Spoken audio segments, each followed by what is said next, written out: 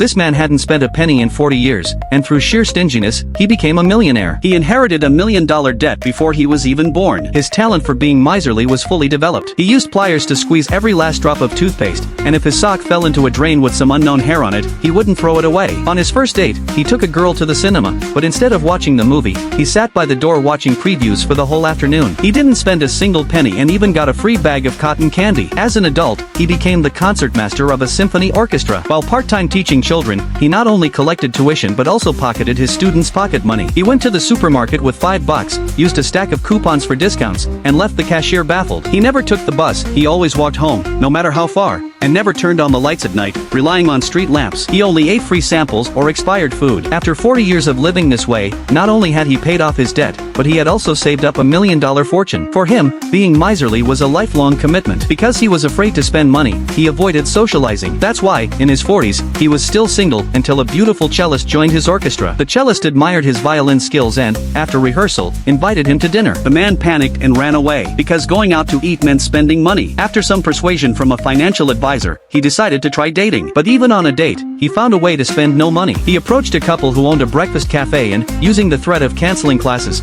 got them to sponsor a free dinner. Then the woman said she was allergic to flour and eggs and suggested they go to an Italian seafood restaurant across the street. When they got to the restaurant, the woman ordered a 110-pound lobster, but the man ordered nothing. He made it through the meal by nibbling on a piece of bread. When the bill came, he almost had a breakdown. In his mind, he stabbed the waiter in the thigh with a fork and shoved the bill into the woman's mouth. Then, like Jack Nicholson in The Shining, he grabbed an axe and broke down the door. Of course, this was just his imagination. Then, he looked at the fire sprinkler above him and quickly came up with an idea. He triggered a fire alarm, successfully escaping the bill. Just as he got out of the date, a young girl arrived at his house. It turned out to be his long-lost daughter.